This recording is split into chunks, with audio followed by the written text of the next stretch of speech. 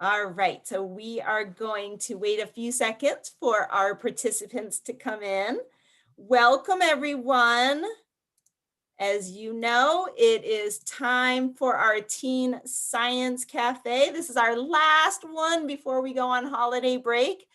Let me just open up my slides. Give me 1 second here. There we go.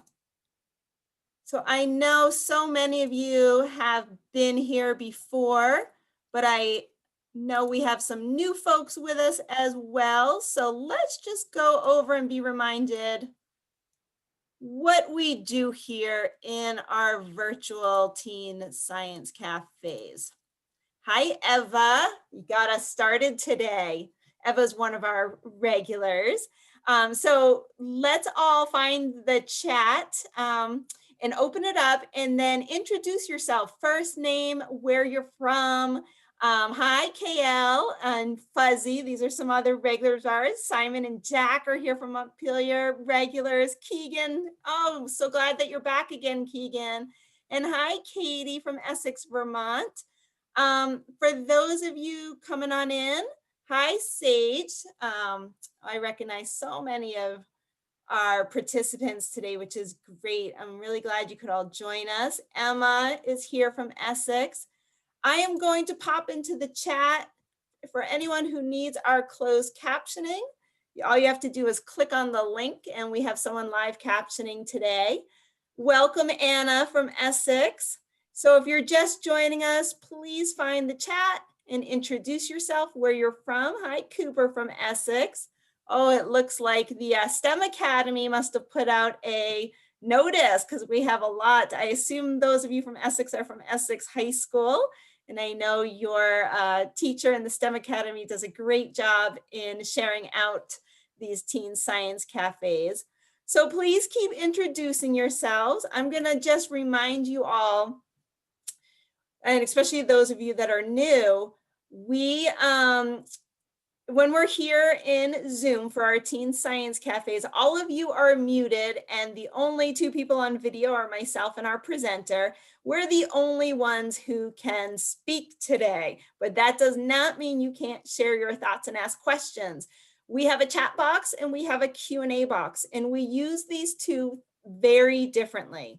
So we use the chat box as your ability to talk back and forth with our presenter, because I know he's going to be asking you questions today and you're going to respond in the chat box.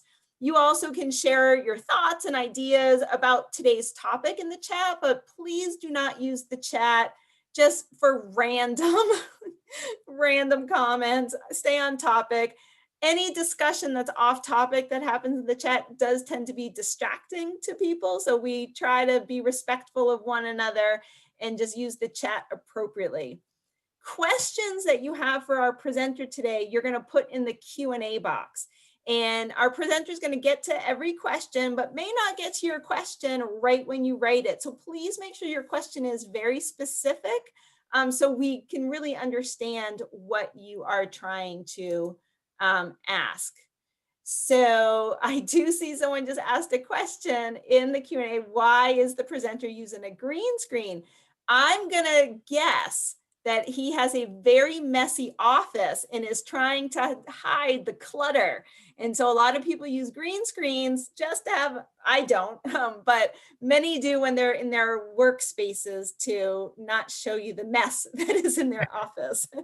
And our presenter is nodding his head. So,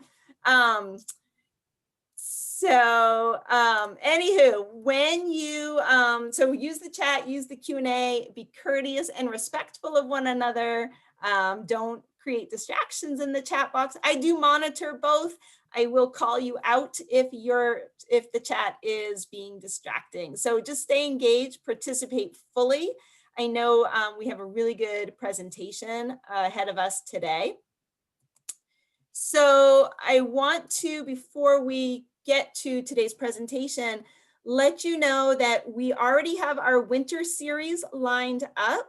That's going to start on January 13th and go until March 17th, but then we'll have a spring series as well. So we're going to be going pretty much from January 13th all the way into mid-June. And there's some really interesting topics. You can check it out. We do have the registration links up already for the first 2 in January. But you'll be getting an email from me after the holidays to remind you if you want to sign up. We also have a program starting in January if you're interested in learning to code. This one is specifically going to be teaching a particular gaming code that's related to JavaScript. And we have someone that's a computer science lecturer at UVM who helps co-teach that program, as well as we do this in partnership with Ohio 4-H. So it's an opportunity to be in a program with other youth. Yes, Simon, and I am glad I saw that you were on the list. So we have Vermont youth and we have Ohio youth, as well as you don't need to live in Ohio or Vermont to sign up. I know that there's youth from other states also participating, and it's a really good learning opportunity if you're interested in that. So I always let you all know, because I know we have new folks every time. If you're interested in neuroscience and learning about the brain, our friends at the Vermont Brain Bee do a session every week, building on knowledge to eventually compete in the Vermont Brain Bee. But you can participate even if you're not interested in doing the Brain Bee. It's a really neat way, in-depth experience to really begin learning about the brain and neuroscience. So always share that, because I think that is such a great opportunity. So I want to get to our presenter. Today, we're going to be talking about biomimetic membranes and nanotechnology. And our presenter today, I'm going to open up my file. Our presenter today is Dr. Appala Raju Bhadireddy. I was practicing that. He is an associate professor of civil and environmental engineering at the University of Vermont. He holds a PhD in environmental engineering on sustainable membrane processes and applications of nanotechnology from the University of Houston in Texas. Before coming to UVM, he was a postdoctoral associate at the Center for the Environmental Implications of Nanotechnology and Department of Civil and Environmental Engineering at Duke University. His expertise is in the study of novel membrane processes for water and wastewater treatment, water resource, COVID-19 wastewater-based epidemiology, and environmental nanotechnology. So let's all welcome Raju here today. And I know he has a fascinating presentation laid out for you all. Thank you, Lauren, for the kind introduction. Let's see, let me share my slides. All right. Can everyone see my slides? Yes, thank you. Let me make it full screen. Okay. All right. Okay, my green screen. That shows you how much I am passionate about environment and water. Water is my research area. Okay, that's why I always show my, somewhere, some picture has some water in it. Okay, all right. So today I'm going to talk about biomimetic membranes and nanotechnology. Okay, I am assistant professor in civil and environmental engineering, but my main focus is everything that has to do with environment and water. Okay. If you have any questions, you can enter into the chat box, or you can email me later. That's why I put my email address here. Or if you want to visit my lab, at any point in the spring semester or summer, just email me. I can show you around what we do in my lab. And also, I have a Twitter account. You can see here, Protect Water. You can see this water is my passion and my research. Okay, so the two important fields here. One is biomimetic membranes and nanotechnology.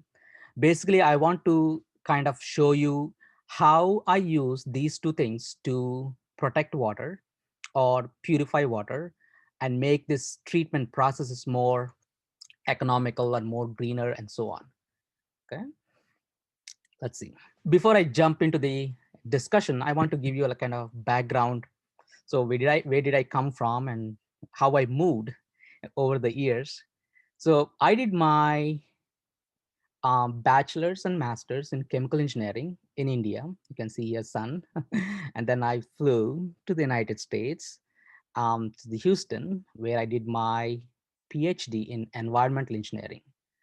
As you know, Houston is the place where the first discovery of nanoparticle happened. It's at the Rice University, right? The Richard Smalley, who discovered this nanoparticle in 1985, that has revolutionized, brought the nanotechnology into the field. And you will see everywhere now, even in your cell phones, things you wear, the medicine, any field you can imagine, there is nanotechnology in there. So this is the birthplace of nanotechnology, Houston, right? Rice University.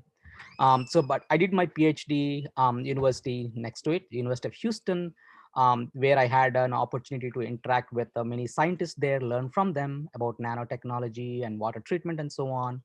And after that, I moved to Duke University, where I studied the environmental implications of nanotechnology. Every technology has advantages and disadvantages, right? So this is a brand new technology and we are just learning about it. So before we create something like a wonderful technology, we should be also cautious. Would this technology cause any harm to the people, to the environment? So there at Duke University, I focused on both the exciting aspects of nanotechnology, creating new solutions for water treatment, and also studied the impacts, potentially negative impacts on the environment and human health, the implications of nanotechnology. Then after I finished there, I got hired by the University of Vermont as a assistant professor. Now you can see the little bit cold sun, colder region. You can see my pattern, hot, a little bit warm and a little bit colder. So that's my trajectory, in the past 15 years or 16 years. Okay. All right. So these are the wizards in my lab, or I would say apprentices, in preparation, soon to become wizards in my lab. So what are they doing in my lab? Right. Let's see. Trying to move the chat box here. Okay. So what are they working on? Right. So oh, somehow it's frozen. Okay.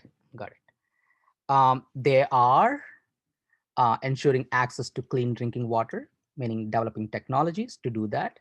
They are extracting resources from wastewater. They are trying to protect environment and public health from toxins and pathogens. And how they do all these things?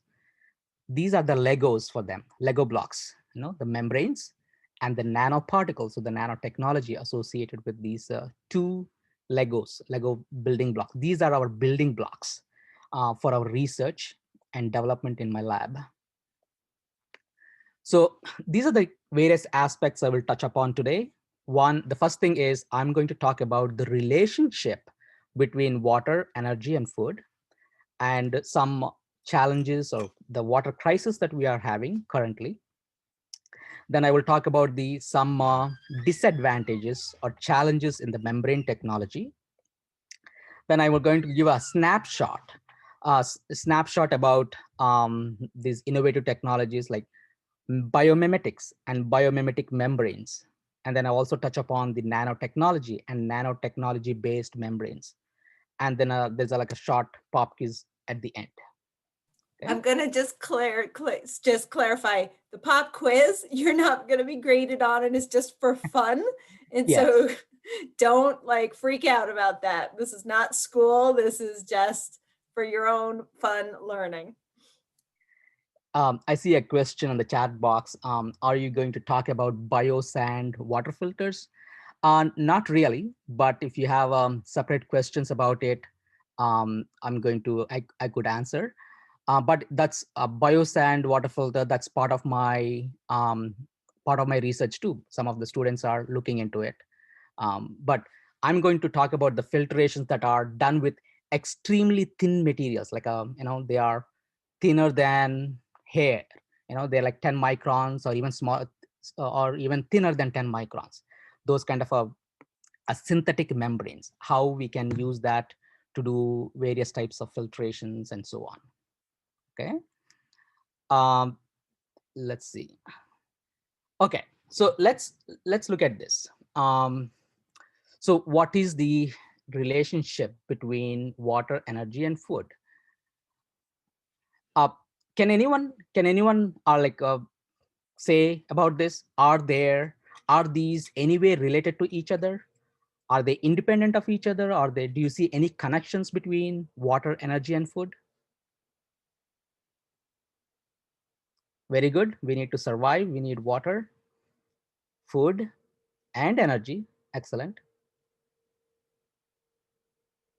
They all help each other. Very good. Very good answer. Exactly. Doesn't food need energy and water? Food can be transformed into energy. Very good. They are related. Energy is needed to grow food and get energy from eating food. Excellent. They all power humans. They are the fuel for the humans and human survival, right? And for the planet too, right? Okay, very good. Let's see. Um, Currently, there are about 7.8 billion people on the planet, right? There are 7.8 billion people. In this 7.8 billion people, there are about 1.8 billion people have no access to adequate water supply or clean drinking water. In this 1.8 billion people, there are about 800 million people. They don't have access to clean drinking water. Even today, in this age, and so on, there are about 2 billion people don't have proper access to electricity. 2 billion out of 7.8 billion people. There are about 1.7 billion people, they lack access to proper food and nutrition. Even in this age, even in this 21st century, with all the technology and everything that's available to us, still, like, a quarter of the population are still suffering, or don't have proper access to water, electricity, and food. There is a reason for it. One of the reasons is, like, now um, the population is one thing. It's a big number, but the World Health Organization projected that it's going to be about 9.5 billion people by the year 2050.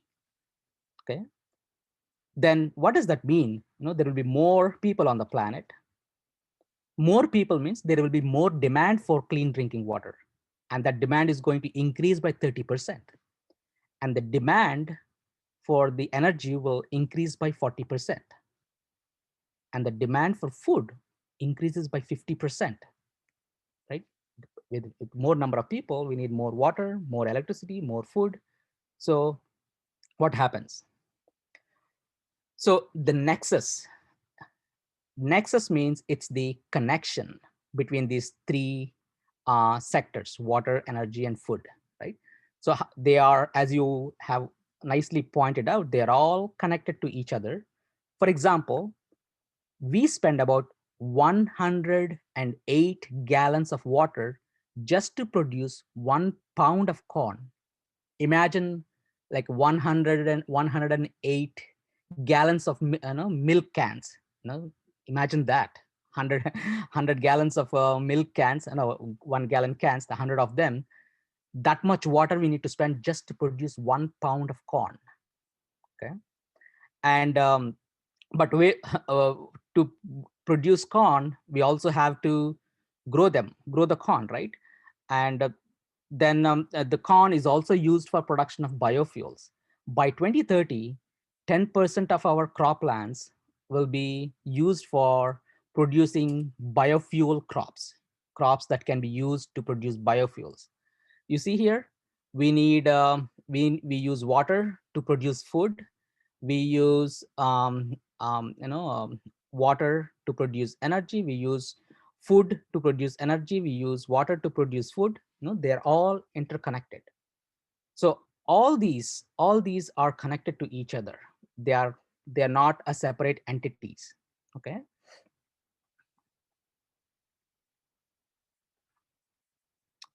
For example, if you look at the energy,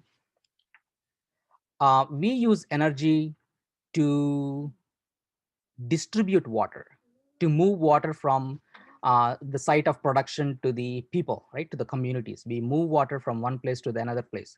To move the water, to distribute water, we need energy. We also use energy to heat water. Every day we take hot shower, right? For a hot shower, we need to heat the water, and we use energy. We spend energy there. We also use energy to treat water, to make water safe for daily consumption and for the use, for use of water for several activities and so on. And if you look at the energy consumption just for moving water, heating water, or treating water, the energy consumption here is 13% of total electricity consumption in the United States goes for just distribution, heating, and treatment of water, just for doing all that. So much of energy consumption is involved here. Okay.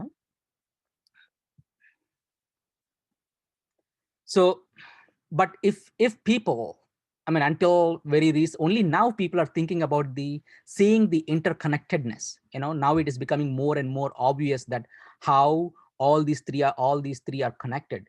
But before, maybe like 10 years before now, people are not, they have taken granted, water is taken granted, energy, and there's no there's no vision, or there is no perspective on how these things are connected and how they are dependent on each other and so on. If we don't see that connection, then there are problems will be there. There are problems associated with it. One is, for example, if there is no nexus thinking, then we will just grow crops. We will cut the, we will take the agricultural lands and use that land to grow biofuel crops. And if you put a lot of biofuel crops, then you'll have to use a lot of water. And then more biofuel use means more biofuel crops. More biofuel crops means more demand for water. Similarly, so if you look at it, if we go that route without taking into consideration how each will affect the other, then, for example, if you look at this, biofuels will be needing about 20 times more water than the gasoline per mile covered. There will be more water will be wasted or used. It's going to make biofuels also very expensive. They are supposed to be green fuels. We are supposed to decrease the cost of it compared to gasoline. But if we don't see this connection, then it's going to be problematic. And because we are not focusing on the, on this interconnectedness, there will be more water wasted. We will, instead of growing the, daily agricultural crops that are, that we need for the food, people will be focusing on growing biofuel crops. Then what will happen to the general food cost? The cereal prices will go up, the cost of the food goes up. And because people are not going to buy expensive biofuels, then the people will tend to use cheaper alternatives like gasoline, for example. Then the gasoline means the greenhouse gases concentrations will go up. This is not very good for the environment. Okay. um, but if you when you are working on this, when you're doing when you're working on these aspects, if you keep this in mind, the interconnectedness of water, energy, and food, it will encourage global thinking. So because they're all interconnected, if you fix the problems associated with one sector, for example, water, you will automatically reduce the impacts or the problems associated with food or energy elsewhere, because they're all connected. It's like a one big machine. There might be a problem with the water. If you solve those problems, you will also automatically solving some other problems associated or related to the food and energy. So this nexus thinking, this interconnectedness, if you think globally, you'll be able to solve a lot of problems, because they're all connected. Um, Again, this nexus is a very, very important thing. So now the question is, we understand now they're all interconnected. But my question to you is, do you think they are all equally important? Are these parts are all parts like water energy of this nexus equal? What do you think? They all play a equally important role, or is one is more important than the other? What is your thinking? You can just pop your ideas in the chat and we'll see what you guys think. Are all parts of this nexus equal? So Eva says, yeah. Mhm. Oh, sorry, just skipped up. Oh, hang on, it's moving too fast now. So Eva says, yeah, if they are all dependent on each other, I think. And then Jack says, I do think they are, oh, I'm sorry, it's Simon speaking. I do think that they are equally important because if one fails, they all fail, right? Egan just says yes. Andrew says food and water are more important than energy. Sage says all are equal. Madeline says, yes, if you don't have one, then the balance is messed up. Emily says water. Ken says, yeah, I think so because they have thing for each other. Correct. So lots Emily of really, says no, the water. Yeah, yeah. exciting. Yeah, they're all interconnected. And I will show you, the Emily is on the spot, saying water is the key part. Actually, they are not all equal. Here, I will tell you in a second why they are not all equal. Water is the key part of this nexus. Why is that? Why water is the key part in this nexus? Okay. Yes, we need all of them, but water is the heart of the body, you can think of, or it's a extremely important component. Why is that? Look at this. On our planet, the total volume of water is constant, right? On Earth, the total volume, that the water that we can use or consume, it's fixed. The total volume of water is fixed. We cannot substitute water or replace water. We cannot create water. We cannot grow water. That's the, whereas, so this is the key. But without this, we cannot produce energy. We cannot produce food. Water is needed for them. But water is the main part or the key part. And it is the key part because of this reason. We cannot create water. We can use whatever is available to us through the hydrological cycle, through whatever is present on the planet. We take in spec, and the volume of water that's available to us is fixed now. We don't have water from a different planet, right? It's whatever is there, that's all. We can use it. We can transform it from one form to the other form, but we cannot create it or grow it. Okay. And that's why this on water, everything else is dependent. That's why water is the key part in this nexus. So, but if you see how many of us like think about water every day, right? We just take it for granted. Water is the least considered part. It's often taken granted by people. They don't pay attention. um, uh, you know um, so that's why now, see, for example, in New England, in this area, we don't have to worry about what, there's so much water here. But if you go to Arizona, for example, they don't have water. They're always drought and a lot of arid regions. They are scrambling for water, trying to extract groundwater, trying to do desalination, trying to do solar distillation. So many aspects, so many different kinds of technology that trying to use it to just get accessible drinkable water in Arizona, for example. Okay.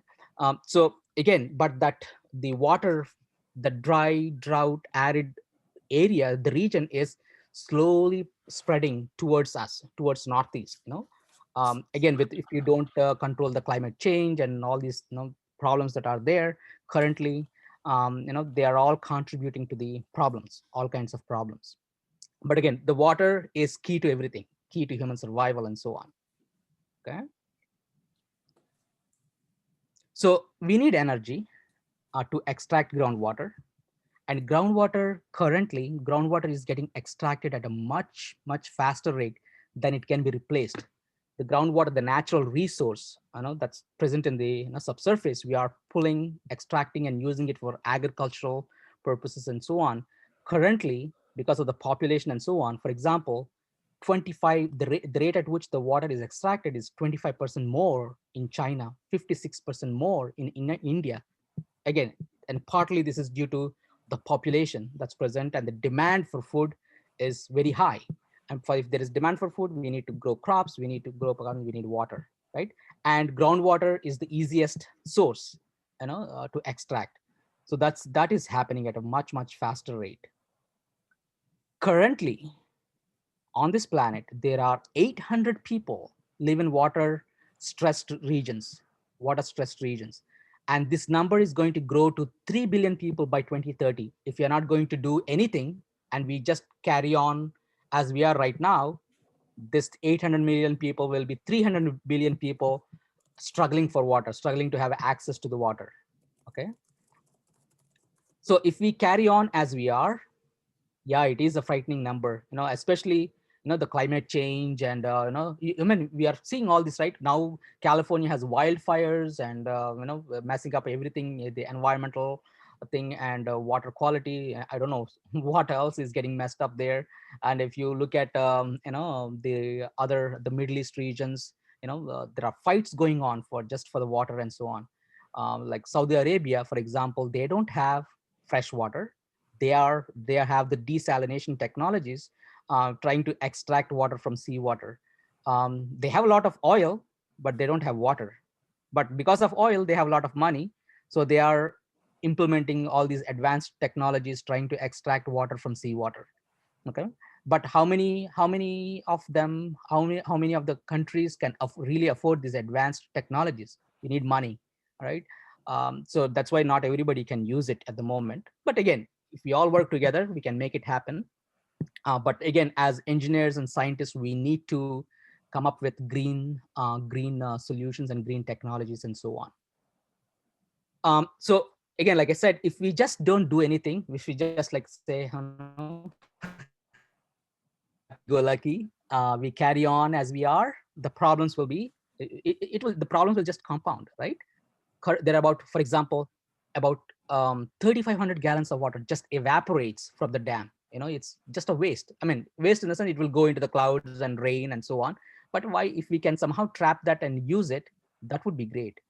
And we also know about the nutrient problem, right? Especially people in Vermont are very aware that the nutrients like nitrogen and phosphorus in the fertilizers, they just runs off into our lake, and it will trigger algal blooms and all the environmental problems. Eutrophication, these are all, if we don't do anything, all these valuable resources, they just getting washed off and creating all the environmental quality problems and human health problems and so on. So there are many problems associated with it if you just don't do anything. For example, inefficient energy production, traditional irrigation, groundwater abstraction. So if you keep on extracting groundwater, what happens? At some point, this land will subside, they will collapse. And probably you might have seen in recent reports in China, there are many places the land is just subsiding, collapsing, because more water is extracted, then the land collapses into the into the ground because it's hollow underneath. Increased groundwater abstraction, inefficient cars, wasting food, more biofuels. There's so many problems. But if we are now conscious about what we are using, how water, energy, and food are connected, then we will be able to reduce food waste. We will be able to use smart irrigation practices, modern supply chains, meaning make these supply chains more efficient, therefore decrease the greenhouse gas emissions and anything associated with this movement of goods across continents, across oceans and so on. No-till agriculture to reduce nutrient runoff. Some smart thinking is happening already. And you are going to be the next generation scientists and engineers. you can come up with some new ideas and help us move this front, to a greener and better planet, right? Let's see. You all know, I think this, right? Water quality and scarcity is a global challenge. It's the 21st century, is one of the biggest challenges of the 21st century. People are aware, people are taking into account. Um, Recently, National Geographic magazine did an article on water. It called Our Thirsty World. The Times called water as it is the new oil. Water is going to be the new oil. We are in the sorry, we are in the midst of global freshwater crisis. And unless we manage our water better now, we will run out.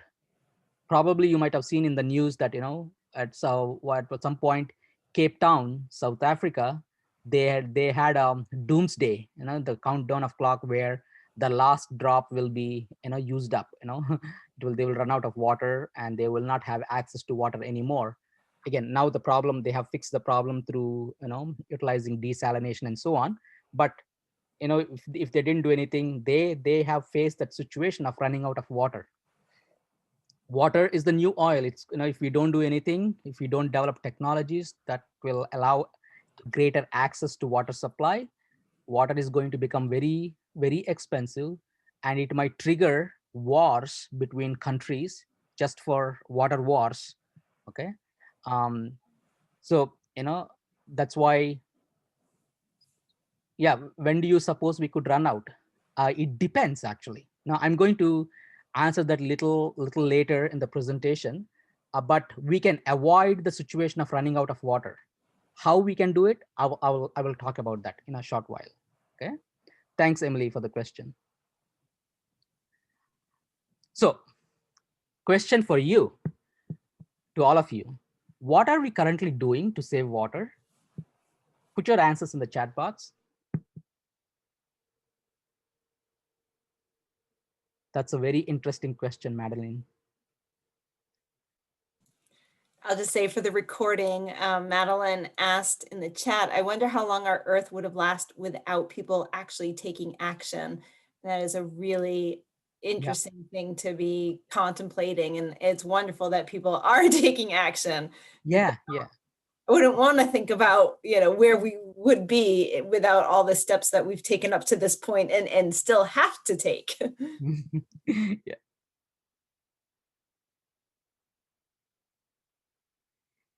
So Simon says, are we doing nothing or are we doing something? My guess is kind of nothing. We are doing something in a very, it depends on the region. Some people in some places, people are just trying to get by. They don't have access to food, they don't have access to water. When they are hungry, nobody is going to think about, oh, I have to protect the environment, right? First they need to survive. That's why it depends on the country, regions, and how rich or how poor, I mean, the access to what kind of access to the resources they have, and so on. For example, yeah, people are aware and people are trying to do something, and it's progressing slowly. Yeah, proposing solutions, and it's going to it's happening, actually. People are, uh, that's where, like I said, I'm going to talk about it. People are more conscious, more thinking, more becoming more environmental conscious. But it's like only like maybe like 50% of the population, maybe. But again, some people believe, some people don't believe. There is so much of so many things. Not everybody accepts the technology. There is, the education is going to be very, very important. Open-mindedness, education, aware. See, for example, now take this COVID. you know it is real, it's killing people. Like right now, 300,000 people died of COVID. Even some people doesn't believe that COVID is real, right?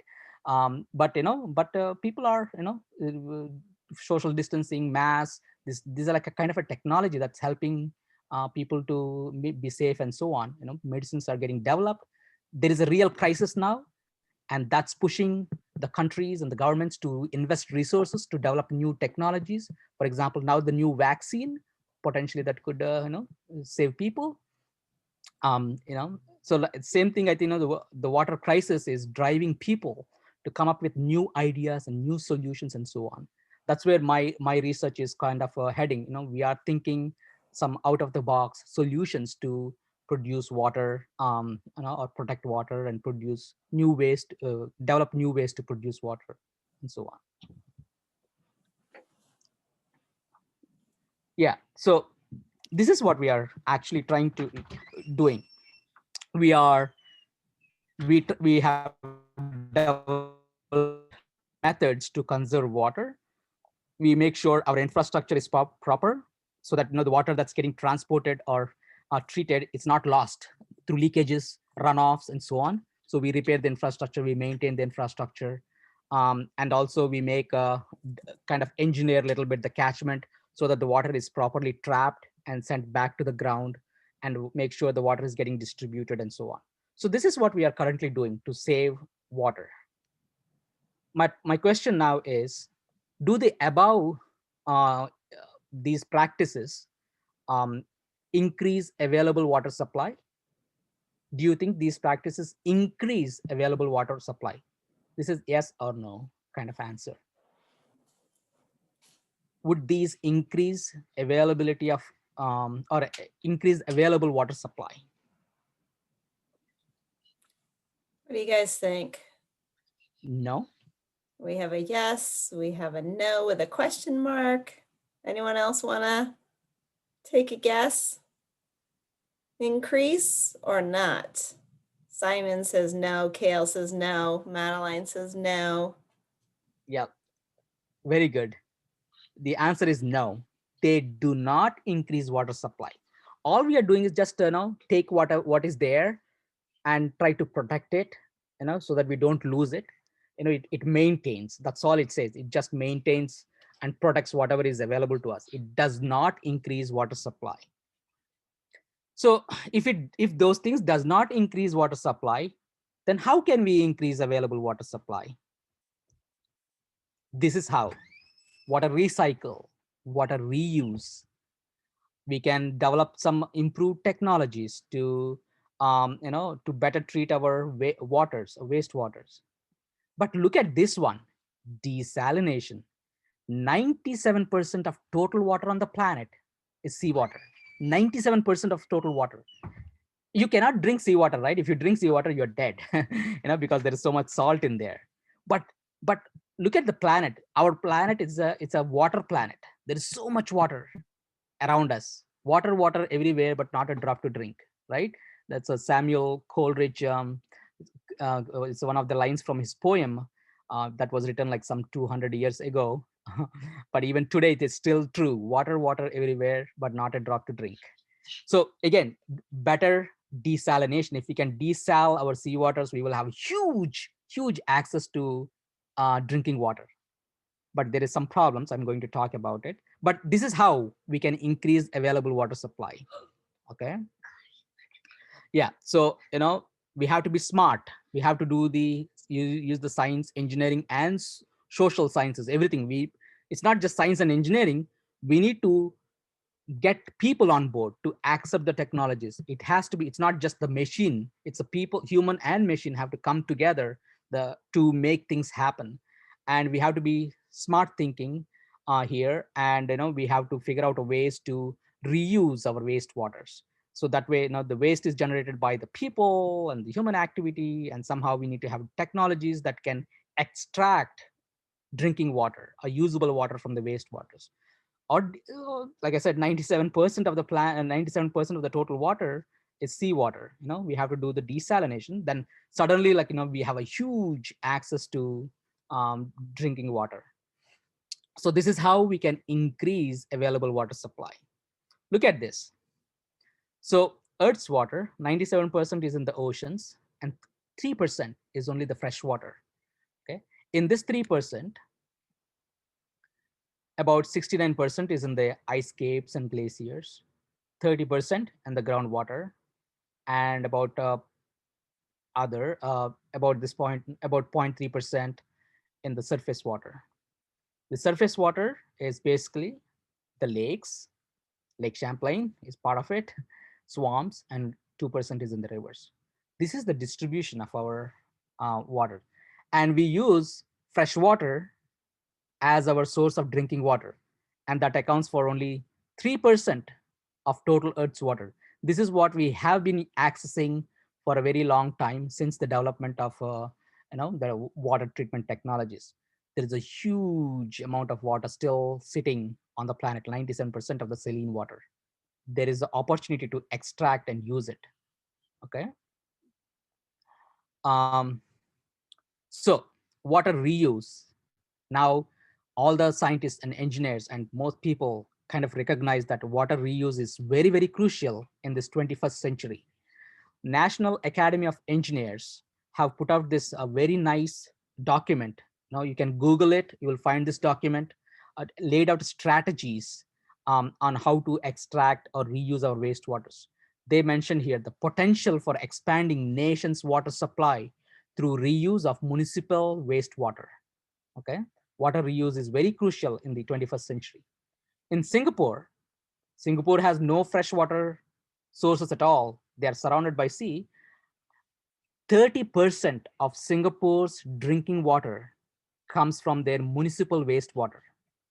They generate this wastewater, then they have these membrane technologies that purify their wastewaters to produce drinking water. And then the drinking water is kind of reused. And so if you go to Singapore and drink municipal drinking water, tap water, there's a joke, this joke called, you're drinking somebody else's pee. But again, it's not pee, it's highly properly treated water. It can be drinking water. But Singapore is a very good example where municipal water is reused, municipal wastewater is reused to produce drinking water. Second notable example is Orange County, California. There also the wastewater after treatment, they pump it back into the ground.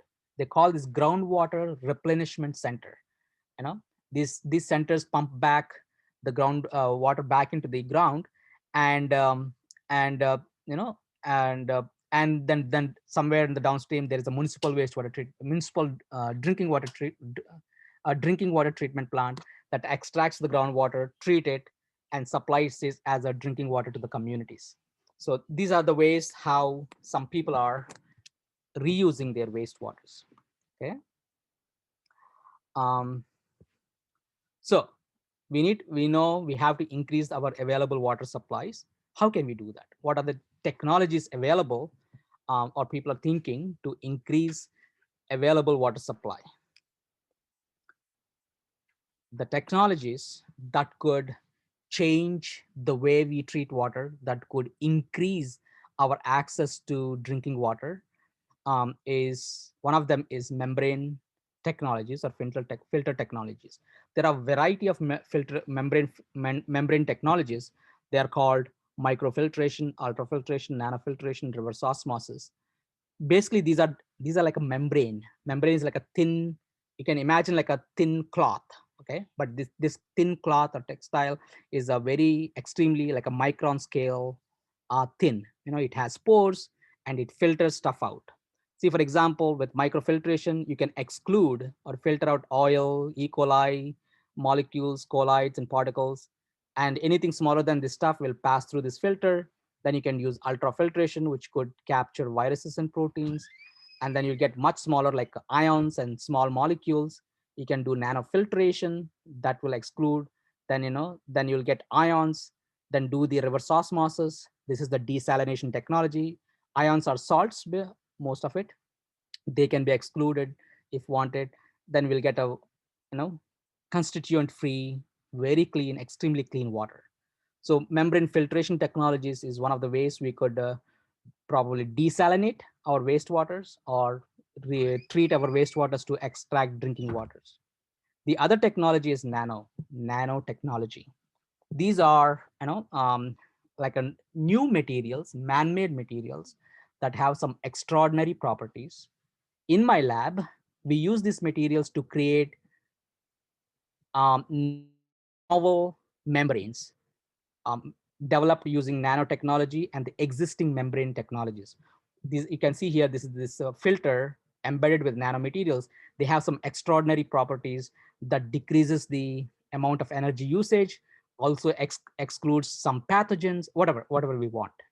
It has that capability to do a very extraordinary water treatment and so on. So this is a new emerging technology, and people are racing and studying, trying to explore the full potential of this nanotechnology to create new solutions for water and wastewater treatment. Okay. So membrane technologies are well established, and that's how, for example, Singapore or Florida or California, Middle East, especially Saudi Arabia, Israel, they all use membrane technologies to reuse their wastewaters. Here is an example. This is an example of a membrane technology used in wastewater or water reuse. For example, you take this secondary effluent, which is a treated wastewater, send it, you see this cascade of filters. These are the membrane bioreactors. You send this water through this filter it out, then you get some usable water. That usable water, you then send it out through reverse osmosis. It will exclude all the ions, and then you get the water, filtered water out of this filter. Then you do the disinfection if needed, then you can get potable water. So the membranes can really help here to transform the wastewater into drinking water. This is amazing, right? But what's the problem? These are, we know they work very well, but it's very expensive. Okay. I will tell you why it is very expensive. Because it's a filter, and they clog, they foul. The dirt in the water, it goes and sticks and blocks the pores, and water is not going to will not be able to pass through that easily. Then what happens? So after treating your water, this is how the filters look like. They're fully dirt. Dirt is like accumulated and clogged, and you will not be able to filter your water very well. Then then you have to wash, like you wash your clothes, you have to wash these filters to reuse it again. That is very expensive. Okay. So the reason these things are clog and material sticks to it. So here's an example. This is how a filter looks like. Look at these pores. They are very tiny pores. This is a material. It's a material, right? So it has some inherent roughness. It has some chemical groups on it. And these are, this is why the dirt in the water goes and sticks to it. And when we treat it, because when we clean the membranes, the oxidants will affect the membrane surface. All these things, all this washing and cleaning and so on, makes this membrane highly prone to clogging and fouling. All these things will increase the cost of the treatment. And if bacteria accumulate on the membrane, that's how they look like. This is the biofouling. Bacteria stick, they eat on the surface of the membrane, they produce all this extra stuff, and it completely blocks the membrane surface. You know, so that's the problem with this. We have to clean it. So ideally, we want to develop a membrane that is, stays clean for a long time. That stays clean for a long time. So we have to develop such a membrane. A new ideas have to come. So now the race is on here. The race is on to develop a fouling resistant membrane. That means nothing sticks to the surface, but it allows water to pass through. If you can develop such a membrane, that would be great. So the fouling resistant membrane and chemical treatment, when you treat it, that membrane should resist any changes. If you can develop such a membrane, then you'll have improved reliability and energy efficiency of membrane processes, reduce the use of chemicals for cleaning, reduce pre-treatment energy and costs. That's what we are going. Those are the benefits that we are going to get out of using such new membranes. So how do we create these things? This is where my research group kind of looks up to the nature to draw inspiration. This is where the human ingenuity comes into picture. Our creative thinking and creative solutions comes into picture. We use biomimetic membranes. We are developing biomimetic membranes that mimic nature, how plants pull water out of the soil, or how plants extract water into their bodies. How is it done without getting clogged? That's where biomimetic membranes come into picture. Nanotechnology based membranes, that also, um, you know so these are like two areas that we are working on, trying to develop new solutions, new approaches to extract water from our wastewaters. So there are two parts. First, I'm going to touch upon this biomimetics and membranes, how we do it. Okay. What is biomimetics? It's basically the field of science in which inspiration is drawn from nature to design practical materials and systems that can imitate structure and function of native biological systems. Just like Spider-Man, he's trying to mimic what spiders does, right? Shoot, spin, shoot out these webs and spin webs and so on. That's an example of biomimetics.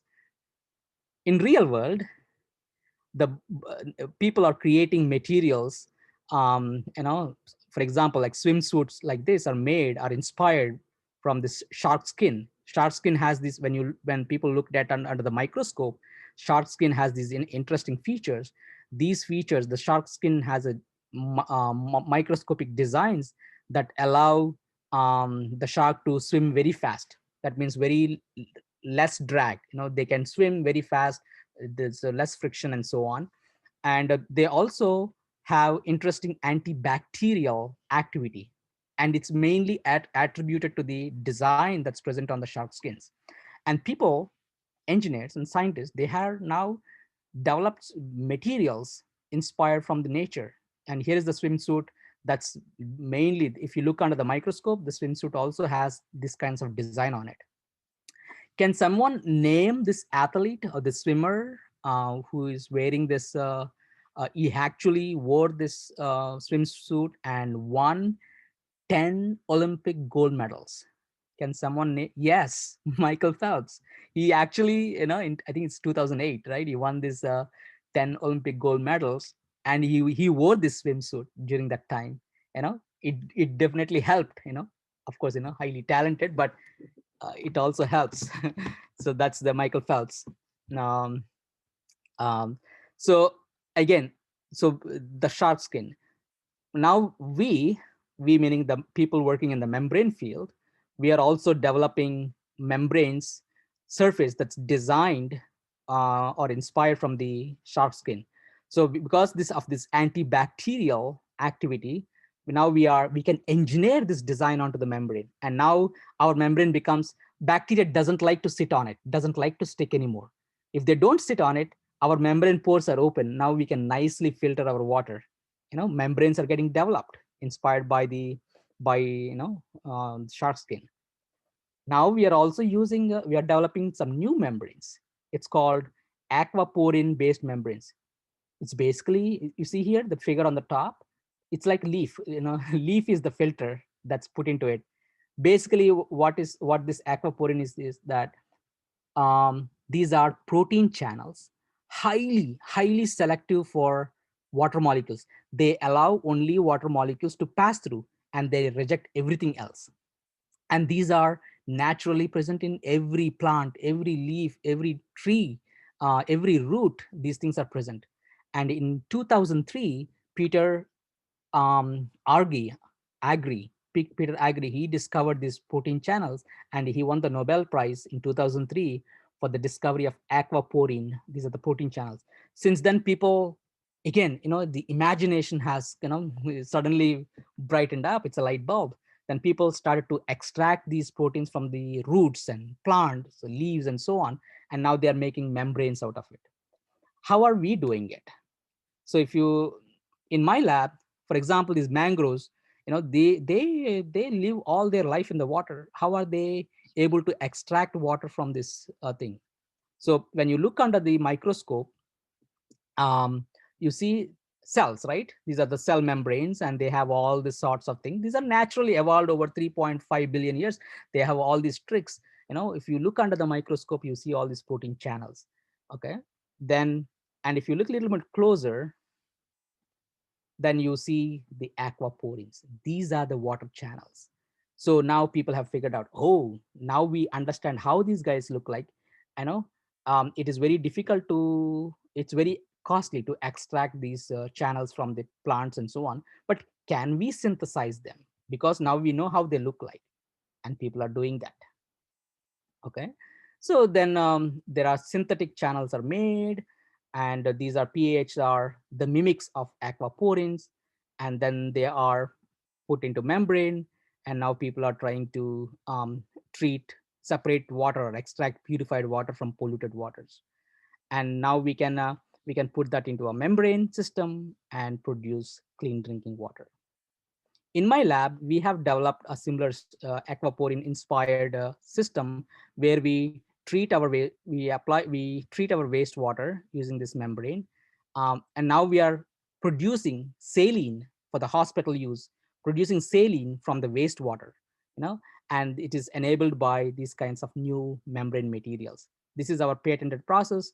Currently, we are developing the system to produce saline from wastewaters. So what can these membranes do? These are works like a kidney, extract clean water from wastewater into highly concentrated salt solution to produce medical grade saline. It converts urine into potable mineral water. The clogging of the membrane is very minimal here. They don't need very high amount of electricity. We can use gravity or solar energy to power this system. It's a very low energy system. So this is very powerful new technology that's getting developed right now, and we have patented this particular process. I'll briefly touch upon the nanotechnology here. I know you, some of you at least,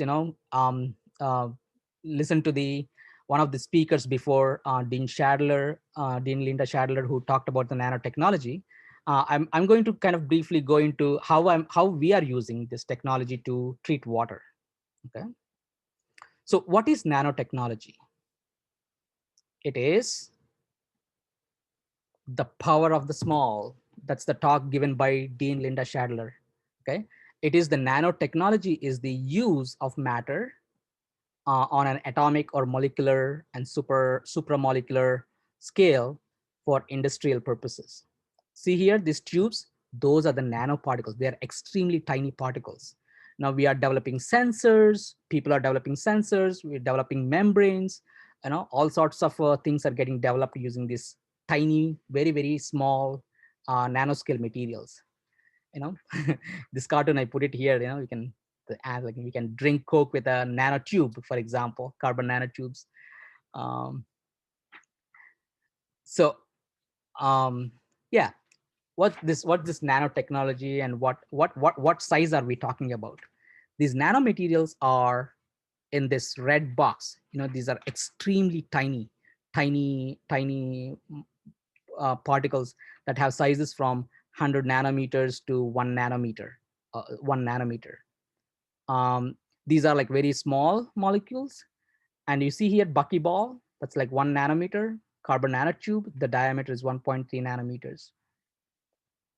So these two, buckyball is the first one that was discovered and won the Nobel Prize. After that, the carbon nanotube, that also won the Nobel Prize, the people who discovered it. Okay.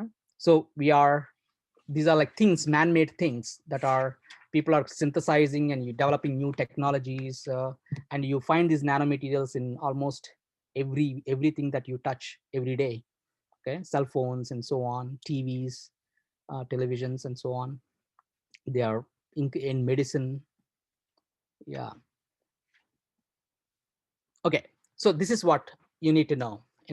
It is basically the control of material, um, control of matter at dimensions of approximately 1 to 100 nanometers, where unique phenomena arising from its size enable novel applications. Again, if you're still trying to visualize what this nano material, how small is this material? You know, Here is an example. Like, I tried to. So imagine this. Imagine the size of Texas. If Texas is 1 meter long, okay, then the nanoparticle is the size of an ant. It's extremely small material, And we are working with that material to create new technologies. It's a really, really small size material, but it has some extraordinary properties. That's why we are using these materials to create new technologies. Okay. And there are so many applications right now. Yeah, it's super small. We are in water treatment, solar energy, new cars are getting developed. There are so many in medicine. Every application you can think of, there is nano material in there. Okay. In my lab, this is what we do. We study these materials and try to develop new treatment technologies. For example, these buckyballs, they are about 1 nanometer in size, 1 nanometer in size. They can be excited with sunlight, okay, or ultraviolet light. When they're excited, they produce oxidants like this, like a hydroxyl radical, superoxide, and singlet oxygen. So they produce these interesting chemicals. What can we do with it? We can kill viruses. We can kill. We can pull out toxic pollutants like arsenic. We can treat antibiotics, pharmaceutical compounds. There is so many things that we can destroy using these materials. There are so many fascinating applications with these materials. But that's the power of the small. A small thing. They have some extraordinary properties. When they are small, we don't have to use pounds and pounds of material. We can use a very small amount of material to treat a variety of things. They have the huge amount of surface area where we can carry out reactions to treat stuff and so on. Here is an example that we engineer this. For example, these buckyballs, and these buckyballs, depending on the type of chemistry we do, they have different properties, and we tested them to kill this MS2 virus. It's a bacterial virus. It's a surrogate for polio virus. So we tested them, and because we want to know which one works, right? So that's why we test different chemistries. And in this example, we found that this buckyball with amine groups, when it's excited with ultraviolet light, it has the highest capacity to kill viruses. That's fascinating. So now we are thinking, I know how to develop technology out of it. Okay. Yeah, I'm almost done. So we create these novel membranes using the nanomaterials, and then we use that to treat water and so on. Okay, so we are developing some interesting membranes based on synthetic membranes and the nanomaterials to purify water or desalinate water and so on. In summary, we believe that these kinds of membranes, biomimetic membranes and nanotechnology, they could really revolutionize water purification technologies. And this is our current focus in my lab. Okay, we are doing these kind of things. If you ever want to come to my lab and look at some of the things my wizards are doing, you're most welcome to do that. And one last thing I want to say is this engineering grant challenges for the 21st century. The National Academy of Engineers have put out these 14 grant challenges for the people. If you are looking for an area to work in, or looking to develop some interesting technologies, learn about new technologies, there are grant challenges. You can, for example, advanced personalized learning, make solar energy economical. There are so many things. Manage nitrogen cycle. My interest is this: provide access to clean water, manage nitrogen cycle. There are so many things that are there, but there are grand challenges laid out for us, and we can kind of work on whatever we are interested in. Okay, engineer better medicines.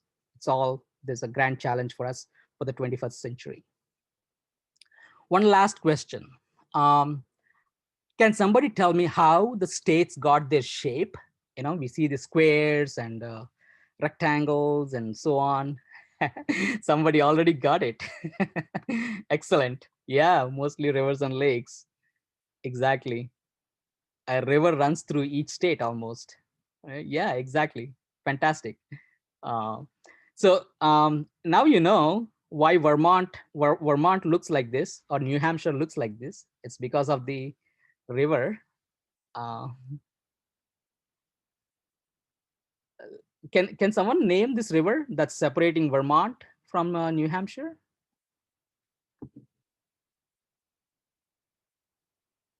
Anyone? Yeah, Connecticut River. That's the river that separates. All right. Uh, so here is I want to end with this very fascinating quote from Howard Gardner. In the 21st century, the most important mind would be the synthesizing mind. The synthesizing mind takes information from disparate sources, understands and evaluates that information without working out what's important and reliable and what's not, and put these pieces together in a way that is meaningful to the synthesizer and possibly to others too. It's a very powerful quote. With this, I would say, um, stay well and be thirsty. Thank you all for listening to my talk. I would be That's happy fantastic. to take any questions. Yep. Yes, thank you. So before we get to questions, Raji, that was fantastic. Everyone, I'm gonna launch a poll right now. There's 2 questions. Before we get to the questions you have in the Q&A, just take this poll I've popped up. We always like to have you rate on a scale of 1 to 5, the cafe, and then what you learned on a scale of 1 to 5. And I'm just going to give you a minute to put in your responses. Don't leave the meeting yet because it actually takes your vote out. So just wait till I close the poll. If you have any questions to ask, pop them into the Q&A. I know there's a couple of questions in there already. Okay, I'm going to end the poll and let's go into the Q&A box. And again, if you have any questions, you can add them in. We have a couple of minutes remaining. So the first question, if seawater has so much salt in it, if you took out the salt, what would you do with it? Would you have massive piles of salt? And if there is so much salt in seawater, wouldn't the amount of seawater go down? Yeah, that's a very fascinating question. So now people like what they do is some of the salt, it's they like the brine they call the concentrated salt. They kind of dry it out and on open lands. But this is what all they are also doing. This concentrated salt, salt that's taken out, is sent back to the ocean. But that's also a problem, right? If you send back this highly concentrated salt back to the ocean, it's going to create an imbalance in that localized region. It could kill fish and on the marine life and so on. That's also a big disadvantage right now. But that's what some people, that's what they do.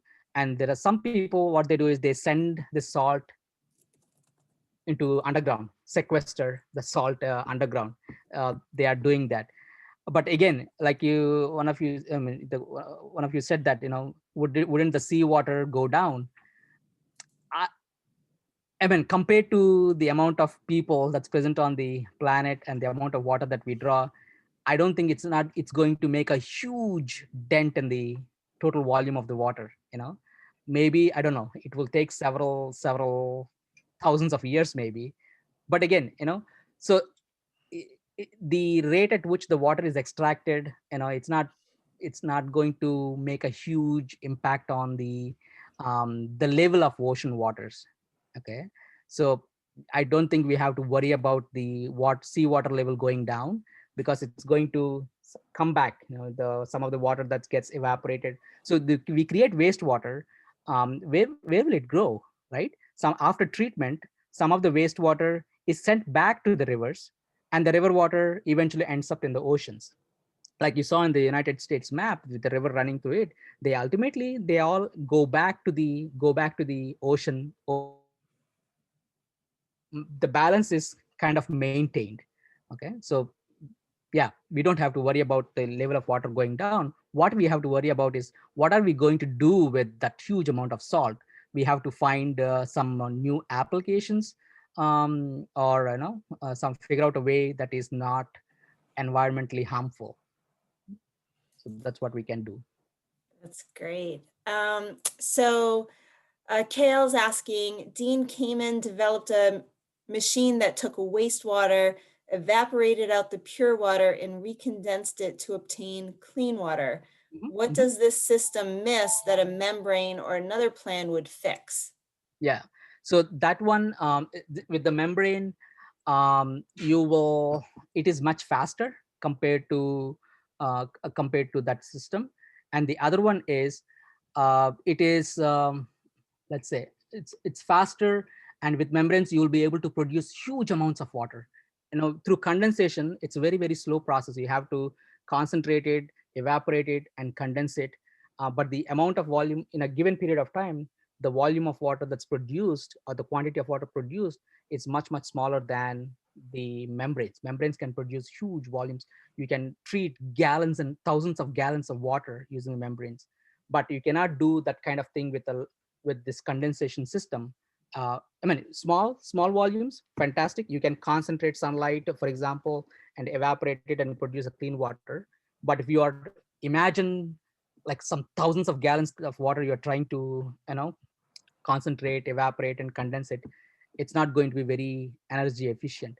So this kind of scenario is very, very good for, if that is very economical, that's very, very good for Saudi Arabia, where or the Middle East, where there is 365 days of sunlight. They can do it, and they are doing it. But that's not the only source. The amount of water that's produced by this process is much, much smaller compared to the amount of water that's produced by membrane technologies, and it's much faster. And number two, membrane technologies, it will you can do this treatment in a room. There the amount of surface area, the membrane material, you can put it into a roll form, and the amount of surface area that's given by a membrane allows you to filter large volumes of water. So that's the difference. That's It's much great. And faster. Mhm. our final two questions are both from Ken, and they should be very quick. First, he wants to know, where do you find the challenge page? So how can people look up Oh, those um, engineering challenges? let me post it. If you can just type, let's see. Let me stop sharing. I can post it quickly. Okay, and as you're finding that, the other question he's asking is, you went over the percentages of the kinds of water on Earth. So I think his question is just how much water is on Earth, like, I guess in amount, if there, Mhm. if we know that versus percentages of kinds. Yeah, let me first post this one, then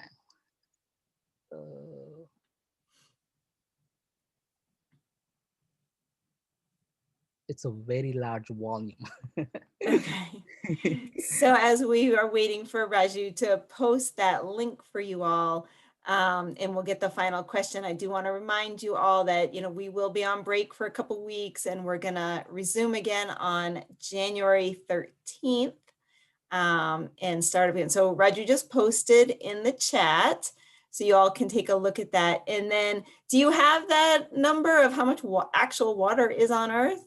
I'm just Googling it. I Oh, don't you have see, it on my head. you can Google it too. Yeah. So sometimes you do just need to Google. Okay, here you go. 332.5 million cubic miles of water. That's huge. Wow. Yeah. So with that, can we all thank Dr. Bud? Can we thank Raju for his time today? That was a really fascinating cafe. So let's all thank him. We appreciate you joining us. Raju, thank you for sharing your knowledge with us. And yeah, that was great. Thank you very much, guys. And you guys have been very great. Fantastic questions. Thank you very much. And I look forward to coming again sometime soon. Okay. Yes.